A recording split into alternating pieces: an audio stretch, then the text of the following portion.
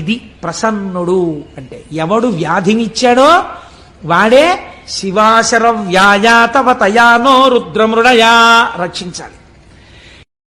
అటు వీడు చచ్చిపోకుండానూ కాపాడాలంటే పరబ్రహ్మమునకు తప్ప వేరొకడికి సాధ్యం కాదు. కాబట్టి శంకరుడు మాత్రమే చెయ్యాలి పని. చూడండి, శశిశేఖర అన్న నామాన్ని వ్యాఖ్యానం చేస్తూ అంటారు, దక్ష ప్రజాపతికి 27 మంది కుమార్తెలు. ఆ 27 మంది కుమార్తెలే 27 నక్షత్రాలు, అశ్విని భరణి కృత్తిక రోహిణి. వీళ్ళు ఈ 27 నక్షత్రాల్ని తీసుకెళ్లి చంద్రుడికిచ్చి వివాహం చేశాడు. ఒక ఆయనకే ఇచ్చేశాడు, గొడవ లేదు, పండగ ఒక్కడే అల్లుడు వస్తాడు. అందుకని 27 ఆడపిల్లల్ని ఒక్కరికే ఇచ్చాడంటే పూర్వం దక్షిణ నాయకత్వము అని ఒకటి ఉండేది. మీరు నన్ను క్షమించండి, నేను పురాణాంతర్గతంగా ఇలాంటి మాట అనకూడదని అండం ఎందుకు అంటున్నాను, ఒక దక్షిణ నాయకత్వాన్ని సమర్థించడానికి. అనుకోండి, విజయనగర సామ్రాజ్యాన్ని పరిపాలించినటువంటి రామరాయల వారు అప్పుడప్పుడు ఏదైనా ఊరిడితే ఆ ఊళ్ళో తరణిపోలిన పిల్లలు కనపడుతుండేవారట.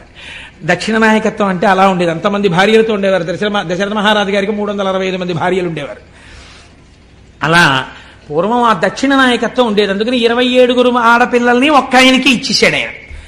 ఈ 27 మంది భార్యలతో చంద్రుడు పాణిగ్రహణం చేసిన వాడు ఏం చెయ్యాలి? చక్కగా సంతోషంగా 27 మందితోటి కలిసిమెలిసి ఉండాలి. ఏదో ఒక ఆయన తాను రోజు పడక గదిలోకి వెళ్ళి చూసినట్టు, దానివల్ల గొడవలు వస్తున్నట్టు నువ్వు అలా ప్రవర్తించకని బుద్ధి చెప్పాడు వెంకటేశ్వర స్వామి వారికి. శ్రీదేవి వంకకు చిలిపిగా చూడకు, అలమేలు మంగకు అలకరానీయకు, ముద్దుసతులిద్దరిని ఇరువైపులా చేర్చి ఏ గొడవ లేకుండా హాయిగా నిద్రపో శేషశైలావాస శ్రీ వెంకటేశ. ఆయన ఎలా పడుకోవాలో, భార్యలతో ఎలా సర్దుకోవాలో ఈయన పాఠం చెప్పి అలా నిద్రపోమని చెప్పాడు. అదో విచిత్రం. అంటే భావన చేత స్వేచ్ఛ కలిగి తన్మయత్వంతో పాడుకున్నటువంటి వాడికి హద్దెక్కడుందండి? కాబట్టి ఆయన అలా దర్శనం చేయగలిగాడు.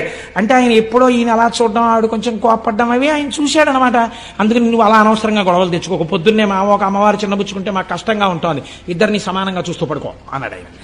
అది ఎంత బుద్ధి చెప్పాడో, ఎంత స్వాతంత్రం అండి. నాకు అలాంటి పాటలు వినపండి అప్పుడు చాలా ఆనందంగా ఉంటుంటుంది. కాబట్టి సరే, ఇప్పుడు నేను దేని గురించి ప్రస్తావన చేయాలనుకుంటున్నానంటే 27 కన్యలతోటి భార్యలతోటి చంద్రుడు సంతోషంగా సమానంగా ఉండాలి.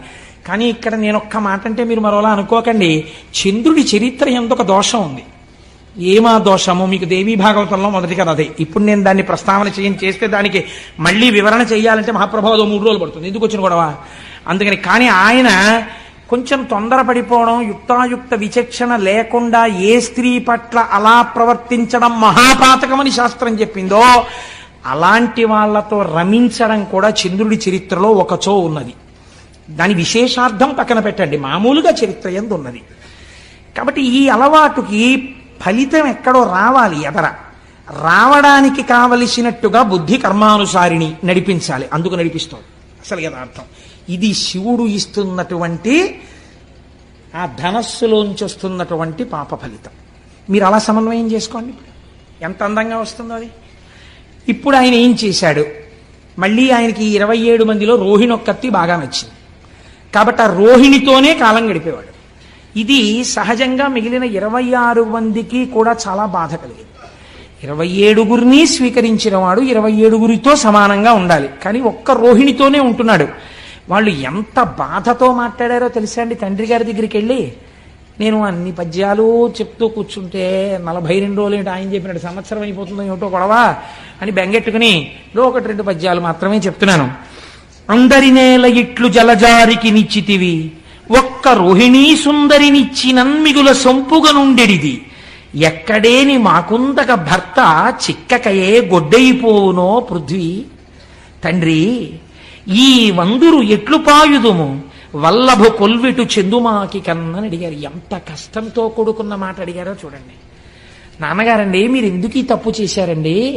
మా 27 మందిలో ఒకవేళ రోహిణియే అందగత్తేమో, రోహిణిని ఒక్కదాన్ని చంద్రుడికిచ్చి అంత చందమామ లాంటి మొగుడు రావాలంటారు కదా, చందమామ లాంటి మొగుడిని పొందడానికి మేము అర్హులం కావేమో, అంత అందగత్తెలం కాదేమో, అందుకేనేమో రోహిణి మీద ఉన్న ప్రీతి మా మీద లేదు.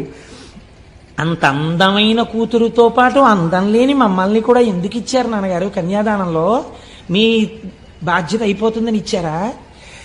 మాకు తగిన భర్తలు, మేము ఎంత పనికి మాలిన వాళ్ళమైనా మాకు తగిన భర్తలు పృథివీలో ఉండరా? గొడ్డుపోయిందా నాన్నగారు లోకం? ఎవరిని తెచ్చి మాకు పెళ్లి చేస్తే మేము సంతోషించకపోదు అండి. భర్త యొక్క మనస్సు చూరగొనని మా జన్మ మాకెంత బాధగా ఉందో తెలుసా నాన్నగారు? ఎంత గొప్పగా మాట్లాడారండి వాళ్ళు, ఎంత అందమైన పద్యం పడిపోయిందో చూడండి. నాన్నగారండి, గొడ్డుపోయిందా లోకం? మమ్మల్ని ఎందుకు ఇచ్చారు నాన్నగారు? చంద్రుడికి 27 మందిని, ఒక్కతే అందంగా ఉంది, అందమైన రోహిణితో ఆయన ఉంటున్నాడు. అసలు మా జన్మలో మేము భర్త గారితో కలిసి ఉండి భర్త గారు మా వల్ల సంతోషపడ్డారన్న రోజు మా జీవితంలో మేము చూస్తామా నాన్నగారు అన్నారు.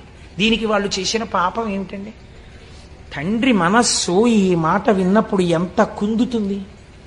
కాబట్టి ఆయన చరచరాలేసి, అసలే దక్ష ప్రజాపతి, ఎదర వీరభద్ర విజయం వస్తుంది కదా, గబగబా పంచ పైకి పట్టుకుని చంద్రలోకానికి వెళ్ళాడు.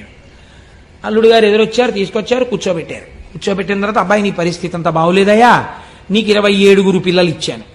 ఇచ్చినప్పుడు చక్కగా మామయ్యగారండి బాగున్నారండి, చక్కగా ఉంటుందండి, మీరు వచ్చినప్పుడు ఎంత సంతోషంగా ఉంటారో చూద్దురుగానండి అన్నావు.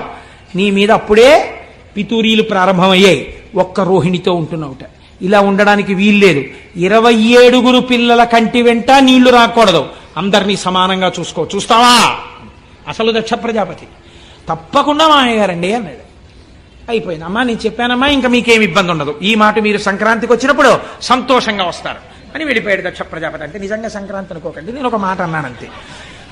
ఇప్పుడు వెళ్ళిపోయిన తర్వాత మళ్ళీ ఎవరో వచ్చి చెప్పారు, పాపం ఆ 26 అలాగే ఏడుస్తున్నారండి, మీ అల్లుడి గారి ప్రవర్తనలో ఏమీ మార్పు లేదు, ఎక్కడ చూసినా రోహిణితోటే ఉంటాడు, మిగిలిన 26 మంది జోలికి ఎప్పుడూ వెళ్ళాడు. పాపం ఓసారి మీరు చెప్పారు, ఆయన వినడు, ఏమిటో వాళ్ళ బతుకు అంతేనా అన్నారు. అనేటప్పటికి ఇప్పుడు ఆయనకి ఎందుకు కోపం వచ్చిందంటే, నా మాట వినలేదని కోపం వచ్చింది. ఆయన ఎటువంటి ఆలోచన వచ్చిందో చూడండి. ఆ కోపంలో క్షయవ్యాధి ఉన్నటువంటి వాడికి తొందరగా దగ్గరగా వెళ్ళడానికి, ఆ ఉచ్ఛ్వాస నిశ్వాసలని లోపలికి పీల్చడానికి, వారి నోటి ఎంగిలిని తన నోటిలోకి తీసుకోవడానికి ఎవరు ఇష్టపడరు, ఎందుకంటే వీళ్ళకి క్షయ వస్తుందని. కాబట్టి ఆయన అన్నాడు, నీ విశృంఖలత్వానికి నేను అడ్డు వేస్తాను, కాబట్టి నువ్వు క్షయవ్యాధి పీడితుడవగుదువుగాక. ఆయన ఉద్దేశం ఏమిటి? పూర్వం సంతోషపడినట్టు రోహిణి కూడా నీ దగ్గరికి రానివ్వదు, క్షయ వచ్చింది కాబట్టి. ఇప్పుడు శుశ్రూష చేయడానికి భార్యలని మాత్రం మిగిలిన వాళ్ళని పిలుస్తావు, నీ బతుకు బయటెడుతుందన్నాడు. క్రోధంలో అదుపు తప్పిన మాట వచ్చేసింది మామగారు నోటి వెంట. వచ్చి నువ్వు క్షయవ్యాధి పీడితుడు వగుదువుగాక అన్నాడు. ఈయనకి క్షయవ్యాధి వచ్చింది, కానీ దేవతలందరికీ భోజనాలు పోయి ఉపవాసాలు చేసి న్యూరోబియాన్ ఇంజక్షన్లు చేయించుకోవాల్సి వచ్చింది. వాళ్ళందరూ నీరసపడిపోయారు. ఇదేమిటండి, చంద్రుడికి క్షయవ్యాధి వస్తే దేవతలకి నీరసం రావడం ఎందుకు అంటే, ఇక్కడ ఒక పెద్ద మర్మం ఉంది. చంద్రుడు బాగా ప్రకాశిస్తే ఆయన యొక్క అనుగ్రహం చేత ఓషధులు ప్రకాశిస్తాయి. ఓషధులు బాగా ప్రకాశిస్తే ఆ ఓషధులతో కూడినటువంటి ద్రవ్యములతో యజ్ఞం చెయ్యాలి. ఈ యజ్ఞంలో ఓషధుల్ని కూడా వేస్తే ఈ హవిస్సులు దేవతలు తీసుకుంటారు. దేవతలు తీసుకుని వాళ్ళ ఆకలి తీరితే వాళ్ళకు మనకి మంగళములను ఇస్తారు. దేవతలకి హవిస్సులు లేవు, లోకాలకి మంగళాలు లేవు. ఇటు వీళ్ళు మాడిపోయారు, అటు వాళ్ళు మాడిపోయారు. ఎందుకు వచ్చింది ఇదంతా? చంద్రుడికి క్షయవ్యాధి వచ్చింది. కాబట్టి ఇప్పుడు ఇది ఎవరి సమస్య అయి కూర్చుంది? చంద్రుడి వ్యక్తిగత సమస్య కాదు, అన్ని లోకాల సమస్య. ఎంత చిత్రంగా పరిగణించిందో చూడండి విషయం. ఇప్పుడు వీళ్ళందరూ మాట్లాడుకున్నారు. అత్రి మహర్షిని పిలిచారు. అందరూ కలిసి చిత్రముఖ బ్రహ్మగారి దగ్గరికి వెళ్ళారు. పెద్ద ఆయన పాపం ఆయన్ని అడుగుతారు అందరూ. ఆయన దగ్గరికి వెడితే చూడండి, మనం సాధారణంగా ఓ మాట అంటాం, ఏమండి వీడు ఇలా తప్పు చేశాడు, కొంచెం చేయండి అంటే, వీడికే చెయ్యాలి ఉపకారం? వీడికండి చెయ్యాలి? మీరు తండ్రి, మీరు మర్చిపోయారేమో, వీడు చేసిన తప్పుడు పనులన్నీ నాకు బాగా గుర్తున్నాయి. ఎంత ఏడిపించాడంటే బృహస్పతిని, నాకు తెలీదా? ఆ రోజు నేనే కదా చతుర్ముఖ బ్రహ్మని జోక్యం చేసుకున్నాను. వీడికి అసలు ఇటువంటి ఇది రావాలి, బాగా వచ్చింది నాళ్ళకి, మామగారు బలి చేపించాడు. కానీ ఇగో వీళ్ళ కోసం ఓ మార్గం చెప్పక తప్పదు అని చెప్తాడు. చూసారా ఓ పెద్ద ఆయన, అలాగే చెప్పాడు బ్రహ్మగారు. ఆ పద్యం వినండి ఎంత గొప్పగా పడిందో. పరకాయ ప్రవేశం చేసి అత్యంత సహజమైన రచన చెయ్యడం అంటే అది. అయినను లోక సౌఖ్యమును నారసి చెప్పెద, వీడు తుంటరివాడు, వీడికి చెప్పకూడదు అసలు, వీడి చేవ్యాధితో బాధపడిన గొడవేం లేదు. అయినను లోక సంక్షేమం కోసం చెప్తున్నా, ఇటు మీరు అటు వాళ్ళు బాధపడుతున్నారు కదా, అందుకు చెప్తానన్నాడు బ్రహ్మగారు. ఆ ప్రభాసమాన్యూనత రాఘహారియగు నొద్దిక వీడట చేరి శంకరున్ పూనిక కొల్చుచున్ తపసుభూని వసించిన కొన్ని నాళ్లకి గ్లానిని మాన్పగాగలదు కాలహరుండు దృఢంబు పొండికన్.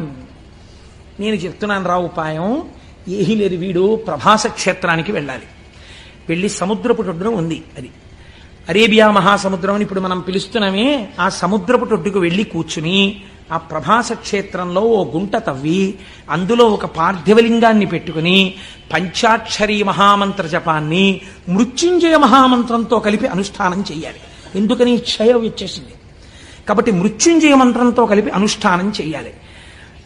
ఎంత శాపం ఉన్నా ఇటు బ్రాహ్మణ వాక్కుని కాపాడి అటు వీడు చచ్చిపోకుండానూ కాపాడాలంటే పరబ్రహ్మమునకు తప్ప వేరొకడికి సాధ్యం కాదు. కాబట్టి శంకరుడు మాత్రమే చెయ్యాలి పని. వీడిని పార్థివలింగాన్ని అర్చన చెయ్యమనండి అన్నారు. ఆ మాట చూడండి, అటు వీడు చచ్చిపోకుండానూ కాపాడాలంటే పరబ్రహ్మమునకు తప్ప వేరొకడికి సాధ్యం కాదు. కాబట్టి శంకరుడు మాత్రమే చెయ్యాలి పని. వీడిని పార్థివలింగాన్ని అర్చన చెయ్యమనండి అన్నారు. ఆ మాట చూడండి, ఉద్దిక వీడట చేరి. బ్రహ్మగారు మాట్లాడేటప్పుడు ఈయన్ని అండం, ఆ చికాకుంది చంద్రుడి మీద, ఆయనకి కోపం ఉంది, అందుకని వీడిని అక్కడికి వెళ్ళమనండి. ఎంత బాగా అన్నాడు చూడండి, ఒద్దిక వీడట. అక్కడైనా బుద్ధిగా కూర్చోవాలి, మళ్ళీ అక్కడికి వెళ్ళి కూర్చుని ఏదో పనులు మొదలెట్టకూడదు, మళ్ళీ ఏదో శాపాలు తెచ్చుకోకూడదు, మళ్ళీ నా దగ్గర రాకూడదు. ఉద్దిక అక్కడ కూర్చుని శివుడి గురించి ఆరాధన చేయమనండి, పోమనండి అక్కడికి.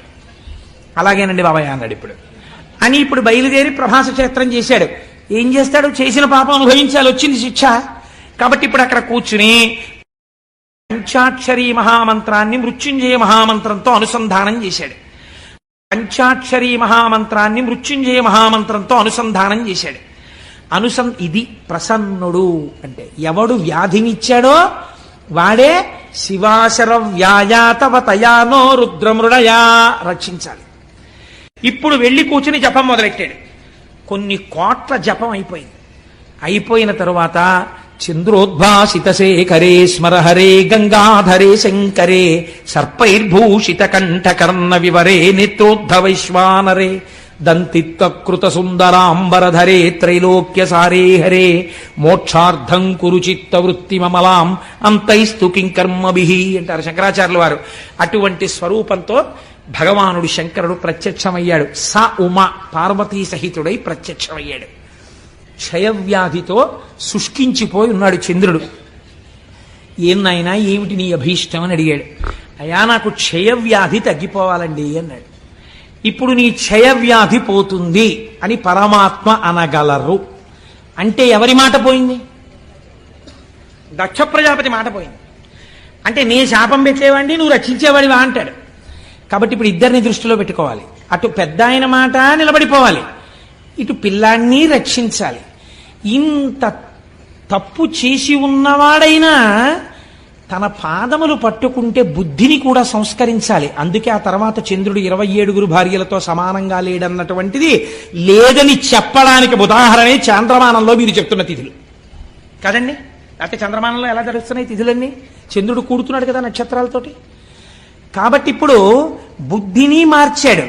అదే కదండి, మరి అందుకేగా రుద్రశబ్దం వాడారు మీరు. ధర్మం వైపుకు మారుస్తాడు బుద్ధిని అనే కదా మీరు రుద్రశబ్దం వాడారు. కాబట్టి ఇప్పుడు ఏం చేశాడు? బుద్ధిని ముందు మార్చి అటు పెద్ద ఆయన మాట నిలబెట్టాలి దక్ష ప్రజాపతి. కాబట్టి అన్నాడు, నీకు క్షయ ఉంటుంది కానీ 15 రోజులు క్షీణిస్తావు, 15 రోజులు వృద్ధి పొందుతుంటావు. కాబట్టి ఇంకా క్షయ పూర్తిగా లేదు కాబట్టి నశించిపోవు, ఎప్పుడూ హాయిగా ఉంటావు. సరికదా పిల్లాడా, ఎప్పుడైనా ఎవరైనా నీ పాత కథలు తెలుసుకోకుండా నువ్వు పూర్తిగా ఇప్పుడు గొప్పవాడివయ్యావు, నీ చరిత్రే మారిపోయింది, నువ్వు సద్బుద్ధున్నవాడివి, నా చేత అనుగ్రహింపబడిన వాడివని తెలుసుకోవడానికి, నాతో కలిపి నీ దర్శనం చెయ్యడానికి నా పేరే నీతో కలుపుకుంటాను, చంద్రశేఖర అని పిలిపించుకుంటానని ఆ చంద్రుణ్ణి చేసి నెత్తిన పెట్టుకున్నాడు. ఏమి ఔదార్యమూర్తి అండి పరమాత్మ. ఇది ఆయన కారుణ్యం అంటే. నీకేమిటి బెంగ? కాలమునకు వశుడు కాని వాడను నేను, నా నెత్తి మీద నిన్ను పెట్టుకున్నాను రా. చతుర్ముఖ బ్రహ్మగారు అన్నాడు, వీడులు పోయి ఒద్దికను అన్నారు. ఆయన అన్నారు, తప్పు అందరూ చేస్తారులే నాన్న, చేసావు, నీ బుద్ధి మార్చుకో. నీ బుద్ధి మారింది, ఇప్పుడు నిన్ను నెత్తి మీద పెట్టుకుంటాను. ఇప్పుడు మీకు ఇది విని ఏమైంది? శశిశేఖర, తప్పులు జరిగిన వాటికి వేళ్లు విరవకండి. ఇంత కారుణ్యమూర్తి అయిన శంకరుడి పాదాలు పట్టుకున్న వాడికి ఒక్కసారి పట్టుకుంటానని పూనికతో నిలబడితే మిమ్మల్ని కూడా నెత్తి మీద పెట్టుకోవడానికి ఆయన సిద్ధంగా ఉన్నాడు కదండి. అందుకని శశిశేఖర, అందుకని నెత్తి మీద చంద్రుణ్ణి పెట్టుకున్నవాడా అని ఈయన్ని పిలవలసి వచ్చింది. ఆయన క్షయవ్యాధి పోయింది, చాంద్రమానం వచ్చింది. ఇప్పుడు ఈ చంద్రుడు పార్వతీదేవికి గొప్ప భక్తుడయ్యాడు. అందుకే మనుశ్చంద్ర కుబేరశ్చాలోపాముద్రాచ మన్మద అగస్తీరగ్ని సూర్యశ్చ ఇంద్రస్కంధస్తథైవ చ అని క్రోధభట్టారకో దేవ్యా ద్వాదశామి ఉపాసకా 12 మంది అమ్మవారి మహాభక్తులలో ఈయన కూడా ఒకడయ్యాడు. అయితే ఇక్కడ ఒక చిత్రం జరిగింది. శంకరుణ్ణి చూసి అన్నారు, స్వామి చాలా బాగుందండి, మీరు నెత్తి మీద చంద్రుణ్ణి పెట్టుకున్నారు, శశిశేఖర అన్న నామం మీకు వచ్చింది, అంతవరకు మేము ఒప్పుకున్నాం. అదే సోమనాథలింగం. స ఉమానాథుడు ఒక అర్థం. అంటే పార్వతీదేవి పక్కన ఉన్నటువంటి కారుణ్యమూర్తి, సశక్తిపరుడు కాదు. సోముడు అంటే చంద్రుడు.